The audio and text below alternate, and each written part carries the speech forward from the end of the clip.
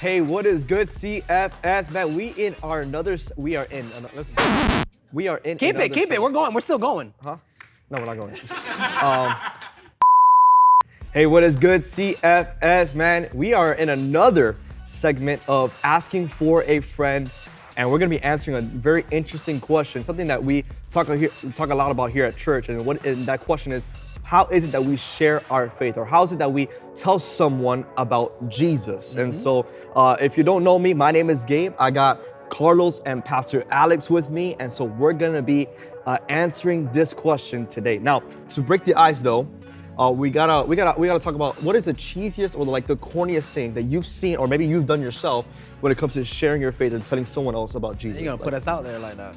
Yeah, bro. I mean, I need to see what it is. Dude, Carlos, you go first. the best one I've ever heard. I love this. Every time I talk about a relationship or someone with something, I always mention this, that I heard. It was in a video that this girl, she's trying to sauce up this guy. She's like, hey, so you wanna go out? Let's do this. He tells her straight, he goes, sorry, I like my women like I like my Microsoft Word documents saved. Dang. And I was like, what? Yo, I died, bro. that's good. I'm not gonna lie to you. That's looking good. That is Microsoft Word. How about you? Bro, it ain't to that level. It was a cringy moment, bro. I mean, goodness gracious. I was feeling good. So it was actually on a mission trip. Okay. It was on a mission trip, and it was me and my boy Danny. Danny, you watching, bro? You already remember? He saved me. Danny saved me. But man, Spanish is not my strong suit. Y'all, they say you know it, bro. I stuttered. I can survive in Spanish. Same, I know how to say, give me water, I'm thirsty. You know what I'm saying? Yeah. But man, I was feeling good this day. So we're in a mission trip, and we were just evangelizing in a little town. And I'll never forget, if anything, man, God knows my heart. I hope God did something to that lady's life. But bro, if anything, I made her more confused about church. I'll never forget, she was sitting and she looked so vulnerable, she looked like something just happened. I was just like, yo, we gotta go to this girl. She's crying, man. She needs to hear about Jesus. I don't know what's going on in her life. So we go over there and we just told her, look, man, we're missionaries. We came over here, we're just going around the world talking about Jesus and all that stuff. And this lady, I'm like, man, you look like you need prayer.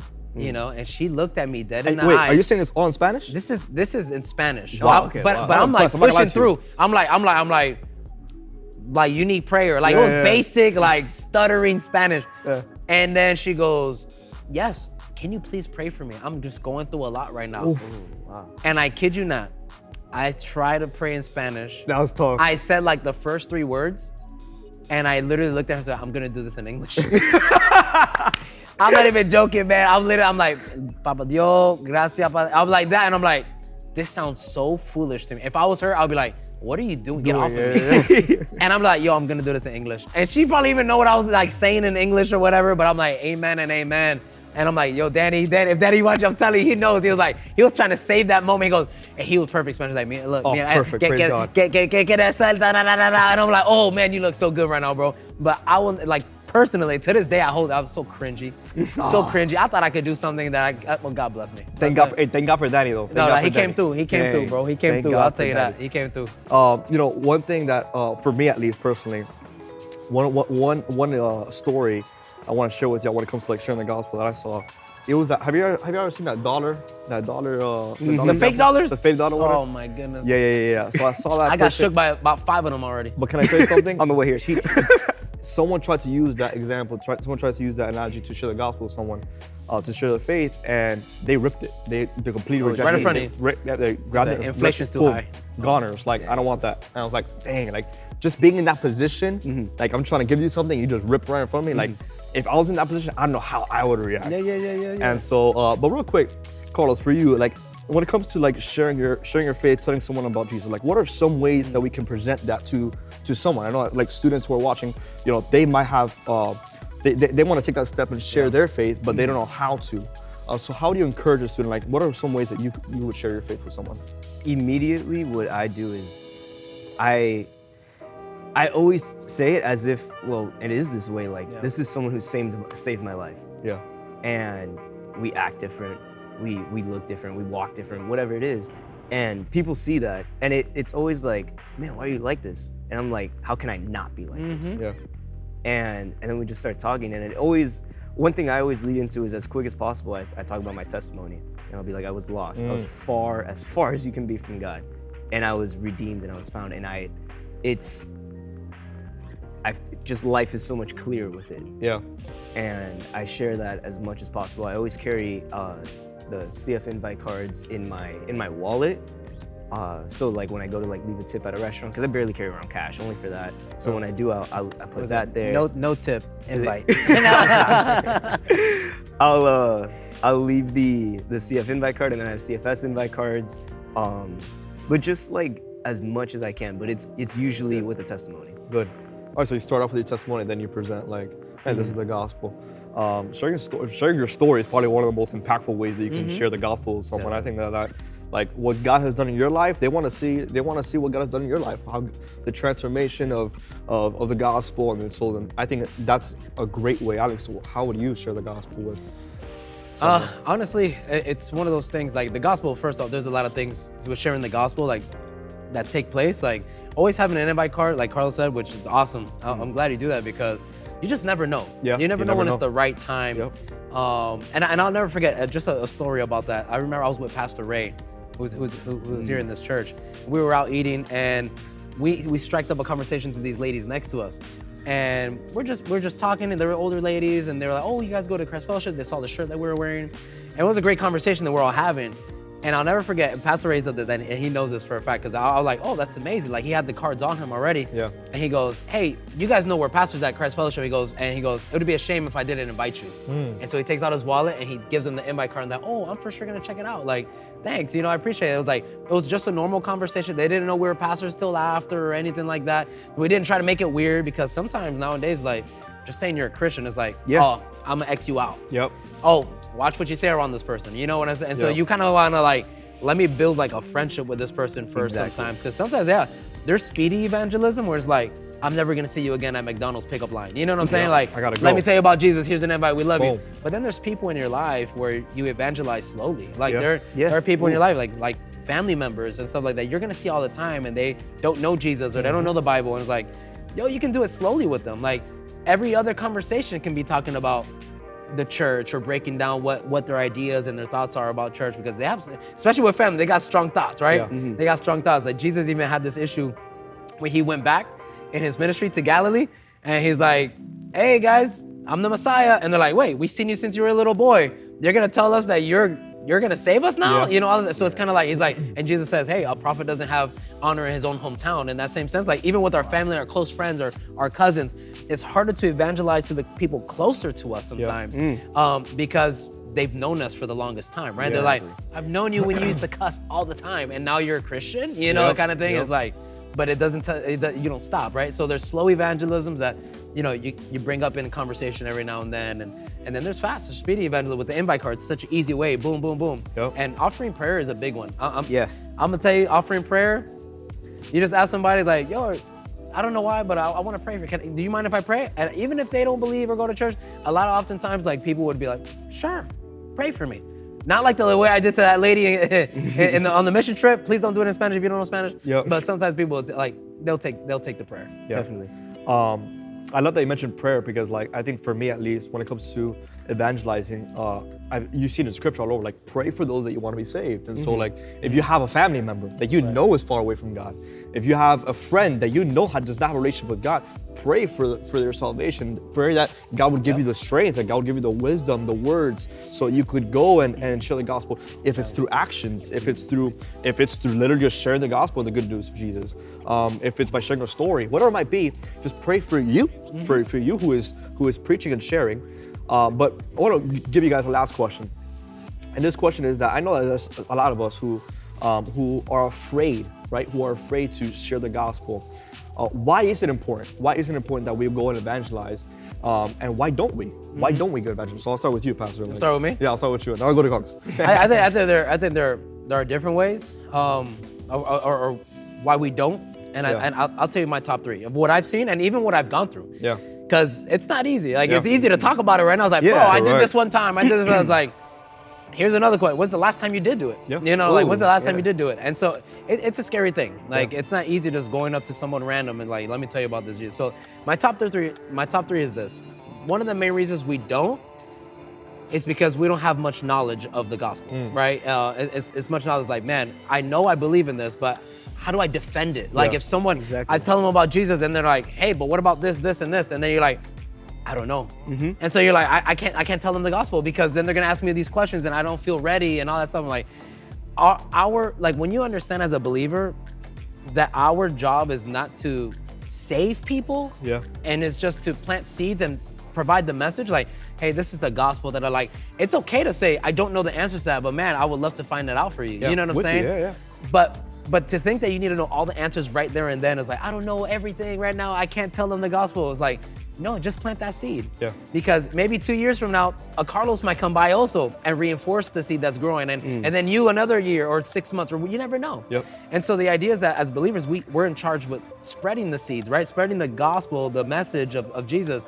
But it's not our job to like save them. We can't change their heart. That's a work of God, right? And so when you come to the plate, just know like you don't have to know everything. You just have to know what you believe. Like you got saved because of this salvation of Christ and the gospel.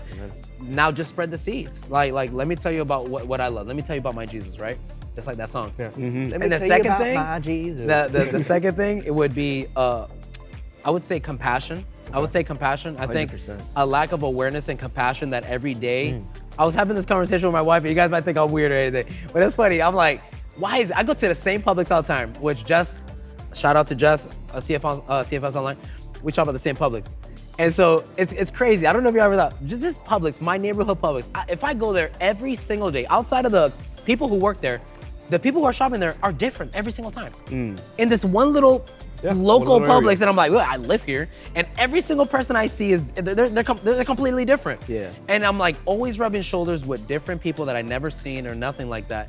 And the lack of awareness sometimes of why we don't share the gospel is because the urgency of like having the compassion, like, man, these people are lost. They don't, they're in bondage into their sin. Some of them are, lacking in life right now. Like, they don't know what to do with purpose and things like that. And I'm not aware of that. So I'm like, I don't have to tell them about the gospel. You know what I'm saying? Or like, I'm tired from school practice, so I'm just trying to get my milk and get out of Publix or whatever. And I'm like, I ain't got no time to talk about Jesus right now, bro. You know what I'm saying? Like, and it's crazy how many people we rub shoulders with on a daily and we're not aware of like how we have the freedom of Christ and we don't share it. And we don't share it because we're like in a rush or whatever, and the case would be, like that. And so I would say that the top two would be like lack of that, especially with the school. We're all around people in school and everything. I'm like, bro, you rub shoulders all day in school with students, middle school, high school. Like, you see them all the time. And you don't talk to them about Jesus sometimes. And it's the environment and things like that. So what would you say, Carlos? I think just like what you said, it's super easy to talk about it here. It's super easy to talk about it at church and CFS. But like in public, like I think we're all scared no matter what of denial. And I have a friend who always mentions— It's a river in Egypt. Exactly. I have a friend who always mentions how they're scared about giving the gospel because every time they've done it, they've never had a good experience with it. And funny enough, that's the person who invited me to church and all of that. So I was like, well, yes, you do. But what's this called? The best advice I've ever heard, and I always take it, is it's only awkward if you make it awkward. And I used to be the type of guy who would say something and then I would instantly be like, I regret saying that. And then just thinking it in my head. And then it'll be like an hour after. And I'm like, dang, bro, they're all probably still thinking about it. It's like, no, no, they're not. And I started applying that for when I gave the gospel. And if I give the gospel to someone, and immediately they're like, oh no, I'm sorry, I'm in a rush. And that's happened before. And they just walk away and leave. At first, I'll be like, man, this is awkward, blah, blah. And the next person's gonna think like that. It'll let you eat you up, and that's just the enemy eating you up, man. But if you take it like just like that, we're just here to plant the seed. We're just here to plant the seed, and that's something that I've taken for like forever now, for just giving the gospel. And I remember there's one time at Walmart, we were evangelizing with the church, and dude, I was pouring my heart out into this guy. He was working on his car, but he was listening. Like, he'll work on it, he'll look up, and I guess he was replacing the fuse for the horn of his car. And I'm talking to whoever. He fixes the fuse, gets in his car, honks the horn, he goes, oh, okay, it works. Anyway, thank you, and he just left. I was like, wow, okay. And my friend was like, hey bro, it's okay, it happens. Let's go to this guy right here. Immediately, I was like, I was still like left in whiplash moment. I was like, dang. He was like, no, let's go to someone else. I'm like, all right, let's do it. Yeah. But definitely that it's only awkward if you make it awkward. And one thing I think of all the time is we've all been asked like, oh, if you know how you were to die, would you want to know? And would you want to know when? I don't think anybody wants to know. Yeah, there's people like, yeah, I want to know. Like, dude, the day before you're gonna be like, oh shoot, and like thinking It's about happening. it. Exactly. Tomorrow is the day. And like, one thing I think of all the time is, and I think there was a movie about it, that everybody had like a timer above them, or there was one guy who can see a timer and everything. And that's how like, every time I walk past someone completely random, it's like, maybe this is the last time Yeah. this person's ever gonna even exist. Yeah. And it's like, man, like, why don't I just talk to him? And if you feel that tug in your heart to just be like, let me talk to that person, do it. Exactly what you said about the prayer. 100%. And man, go with that gut feeling. Don't let the awkwardness or anything soak in you. It's just go and do it. Yeah. Man, such great things that we talked about, like, bro, like the denial, lack of knowledge, and just finding boldness and just doing it, like just going and doing it. I also, like, for you students who are like, you know, maybe you're struggling and you need some, you've heard this and you want some encouragement, you want to continue to have some encouragement, I would encourage you to think about the impact of the message. 100%. I mean, if you're a child of God, you know how God has transformed you. God has still work in your life. And if you're watching and you don't have a relationship with God, man, same thing. And like the gospel is presentable to you as well. Like Jesus wants a relationship with you. And so, all these great things that we talked about. And if this is a blessing to you, if this was any encouragement to you and you feel like you can do this now, man, I would encourage you to share and subscribe to our YouTube channel. We talk about such great things here at Student Ministry when we do this Asking for a Friend segment. And man, be ready for the next one because we got a next one planned out. I think this one was awesome. And man, I'm looking forward to the next one. And so CFS, we love you. And make sure to share your faith. Love y'all. None of us.